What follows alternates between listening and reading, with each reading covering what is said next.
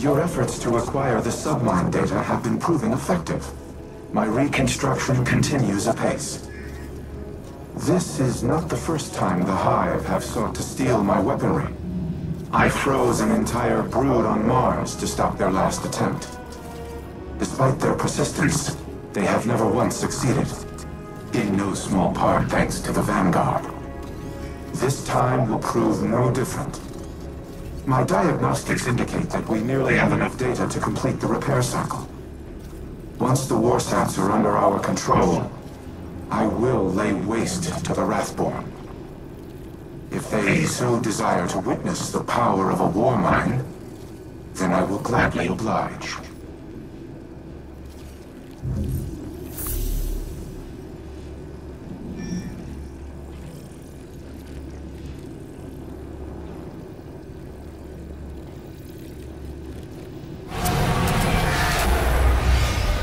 Sweet vindication. Must feel nice. How's Osiris? Happy for me? A little jealous, too. He's always been good at hiding how he really feels. Used to be for his own benefit. Now, it's for mine. That sweet old curmudgeon. Well, don't let him hear you say that. We have no time for pleasantries, Osiris. I bring grim tidings. My Techians have been trying to make sense of Xivu Arath's tactics. Her armies are legion, yet she commits minimal forces to battle. Minimal forces? Every Wrathborn we cut down is replaced by 2 more. She could replace them tenfold, so why does she show restraint? Her worm feeds on warfare. The more violent the act, the greater the power she draws from it. Much like Savathun's worm fed on guile and deceit.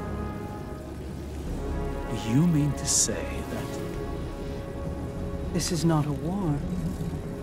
It is a ritual. Her death singers weave their magic and prepare for a grand sacrifice. If so, our strategy remains unchanged. Retake the warsats and eradicate the Wrathborn. Just as Xivu Arath desires. The warsats are immensely powerful. Their use would result in unparalleled destruction. She cares not which side is obliterated. Her worm will gorge itself on the carnage either way. She would turn her armies into blood sacrifices. And the warsats would be the blade. Overwhelming force has proven to be the only effective tactic against the Hive. Without it, I do not know what to do. Then I suggest you think of something, and quickly. I will apprise your vanguard of these findings.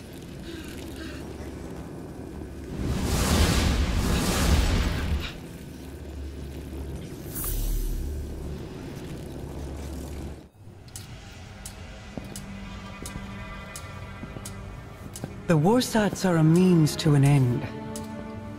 Xivu Arath will bask in the destruction they bring, and open the Ascendant Plane above Earth, as she did on Tora Bottle.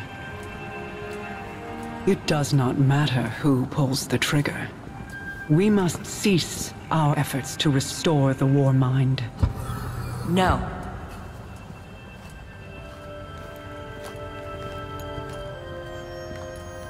We've worked too long and too hard to stop now.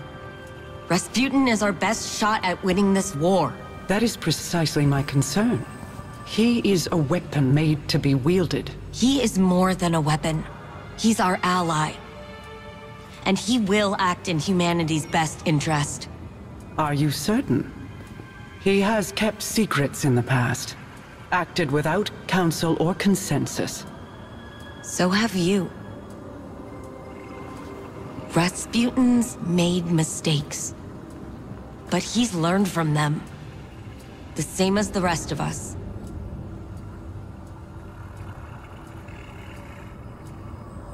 Then I propose we aim not for total victory, but a stalemate. Allow Rasputin to prevent Xivu Arath from claiming her prize, and refrain from using it himself.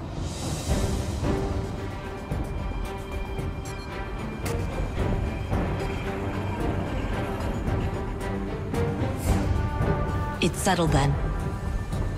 We hold the line. I am a machine of war, built for a singular purpose. To destroy any and all threats to humanity. Clovis and I disagreed on what constituted such threats, but not on the means to the end. On Mars, I developed the escalation protocol to combat the Hive. Ever-increasing application of force in the face of rising opposition. Was I playing into Xivu Arath's hands even then? Has she always accounted for my methodologies? What purpose do I serve if my actions place humanity in danger? Am I even capable of developing a solution without mass destruction? This is a calculation I have never had to make. It will take time to run the necessary combat simulations. Follow the directions of the Vanguard in the interim. I will contact you if and when I have determined our next objective.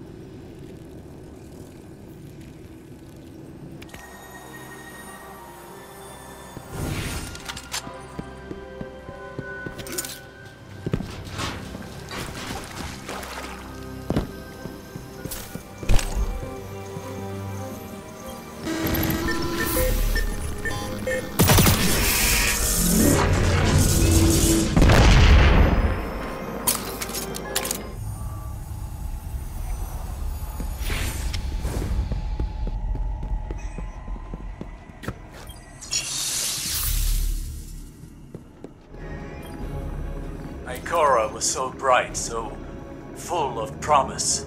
How she glowed. Like the light filled her. But it was her eyes that convinced me to take her as my apprentice.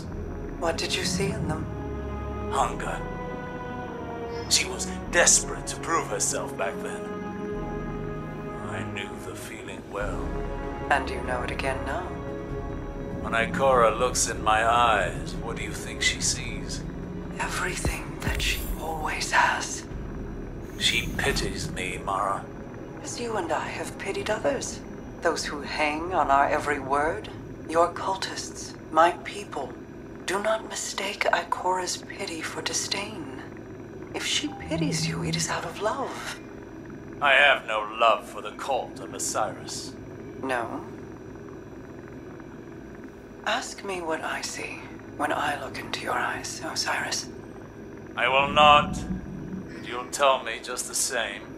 I see a man who is afraid he'll never be able to live up to the expectations that other people have placed on him. A man so afraid to hurt or be hurt that he spent his very long, very accomplished life holding those same people at arm's length. This burden, this inheritance of guilt, it is Ikora's too. I never wanted this for her. As your mentors never wanted it for you.